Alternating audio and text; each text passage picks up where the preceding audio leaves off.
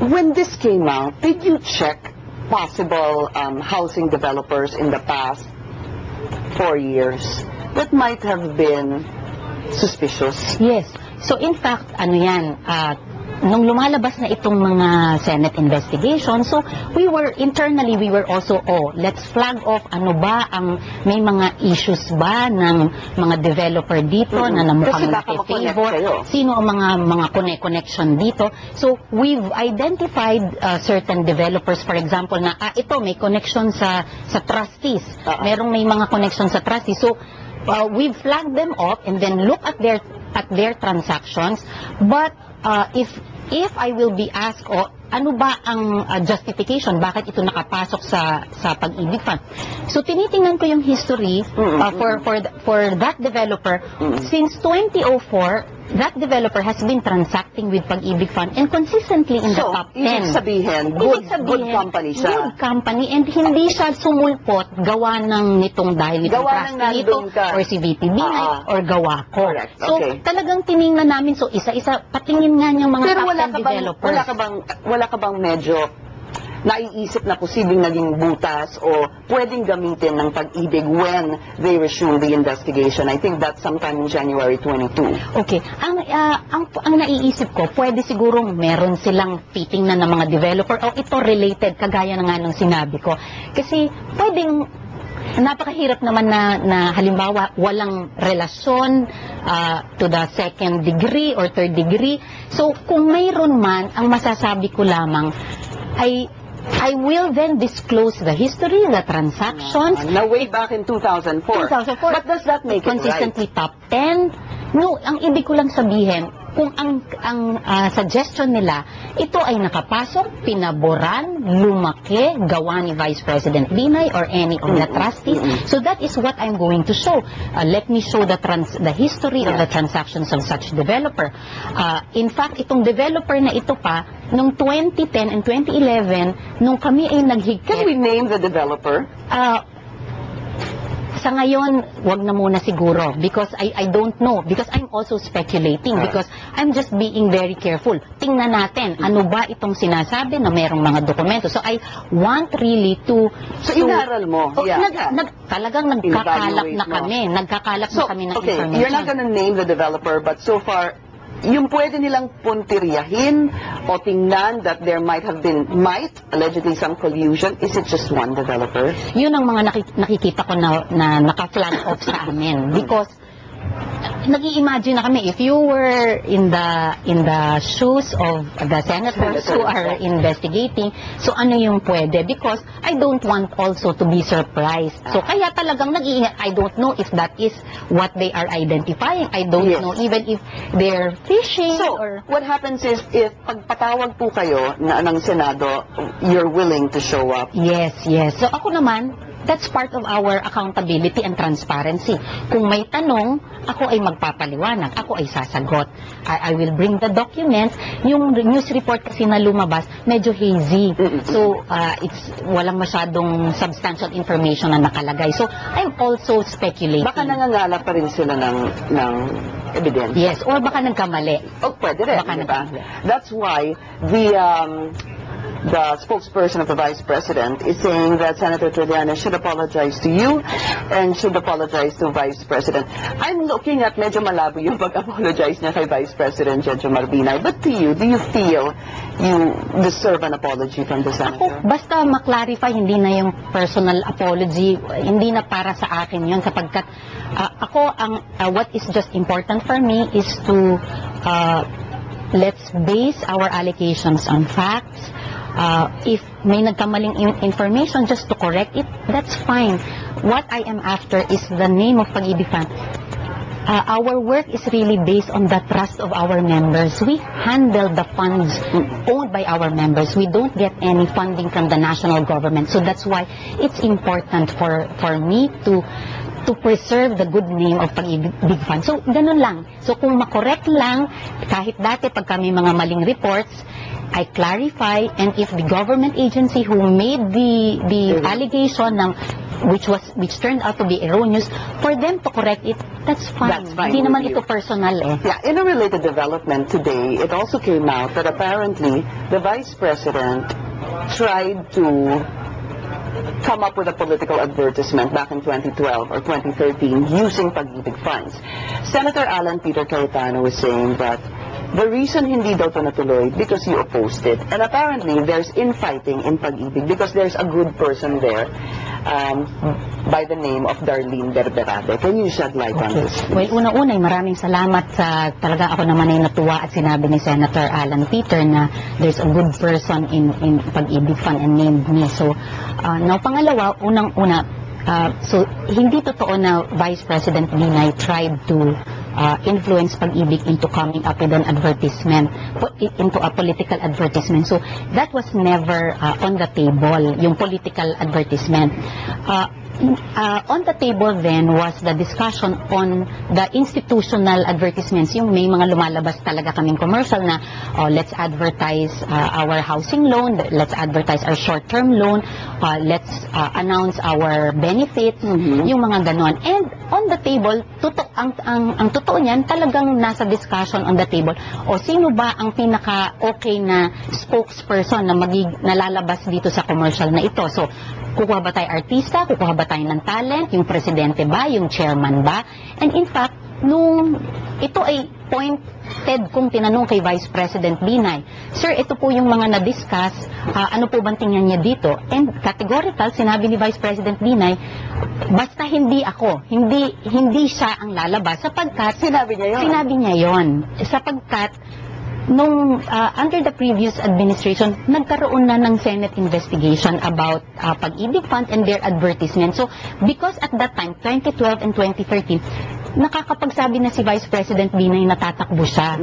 So, sinabi ko rin na nagsabi na. So, baka makulayan. And what we wanted to campaign for was really the program of Pag-ibig Fund. So, nung sinabi ko yun sa kanya, hindi mahaba usapan. Sinabi niya categorical, hindi siya.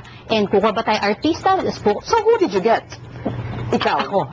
Kaya ako yung spokesperson doon sa mga advertisements. So it ended up to be you. So hindi, well, again, baka nitpicking sasabihin nila, but hindi never yung political advertisement, but yung discussion na yung lumabas doon sa parang, sino yung lalabas dito sa commercial to endorse the product. And he himself said, wag ako. Yes. Kasi malalagyan ng kulay. And sana, ako parang nung nabasa ko nga yung news report tungkol dito, for me, what is important is that it didn't happen. So, I want to assure the members that, we really think about our moves, our decisions.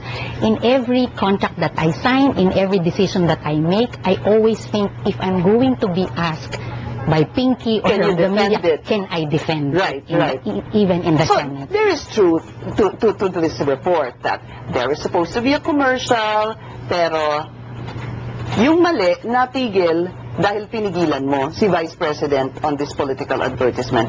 Your story is, he said, anyone but me, parang gano'n. Yes, sapagkat we in our board discussions, I have a very intelligent board, and hindi yung when management recommends, when I recommend, hindi, okay, kahit anong gusto mo gawin. So talagang may inputs, brainstorming talaga. So, and gusto ko yon. Ibig sabihin, pagka nakapagpapasa ako ng program, that means lahat ng inputs. And I don't only have private trustees, ibig sabihin from the private sector. I have a lot of ex-officio trustees from the Department of Finance, DTI, Civil Service, Department of Labor. So, lahat ng inputs dyan from the government and the private sector, sama-sama sa pagbe-brainstorm namin. Okay, so the Senate investigation, you will be there. They plan to call you.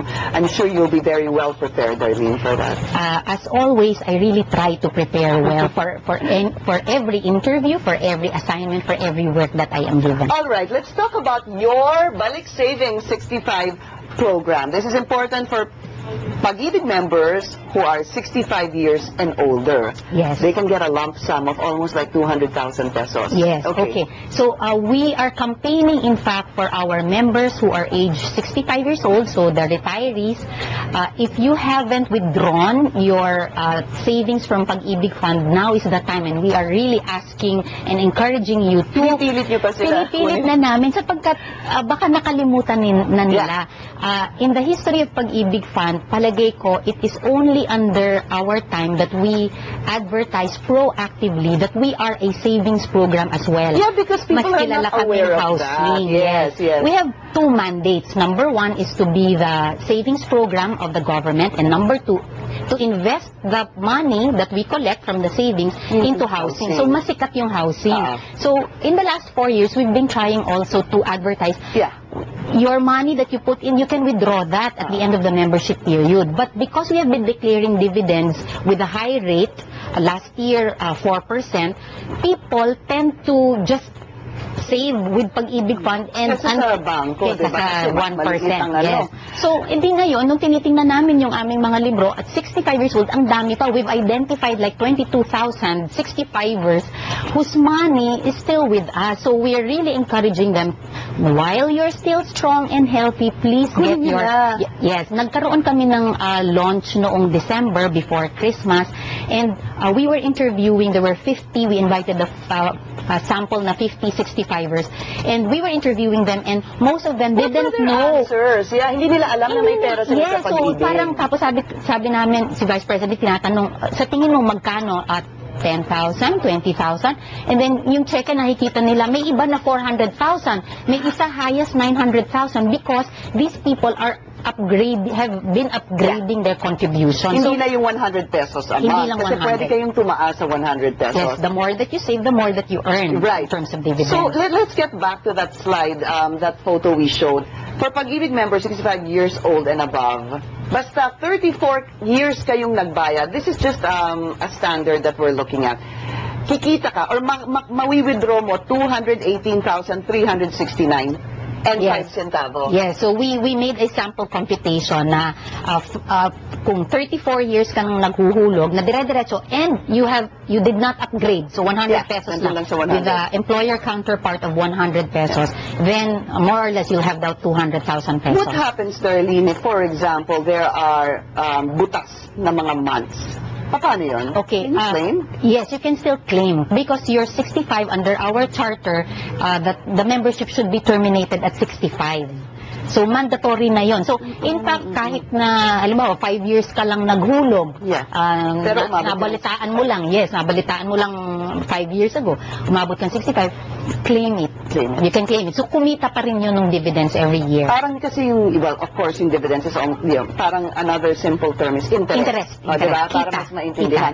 So, dun sa 22,000, more or less, na 65 years old, most of them, mga ilang years yung average nila na, did you have Okay, an analysis I on don't that? have that. Basta, kung sila'y kasi 1981 nagsimula ang Pag-ibig Fund so either 81, 91, 2001, 2011.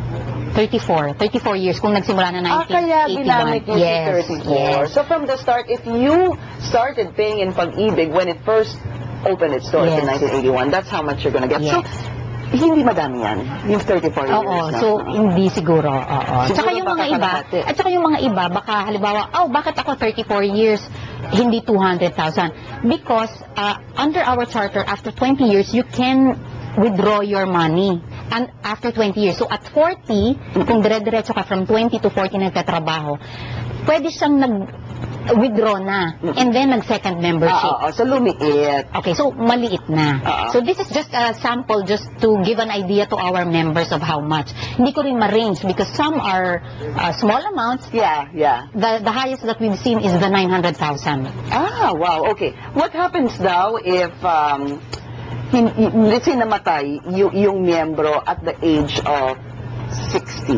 Okay. What happens there? At the age of death is a reason for a Claiming, member to diba? claim. So ibig sabihin hindi na siya The yung family heir. member to claim, yeah. The heir, yes.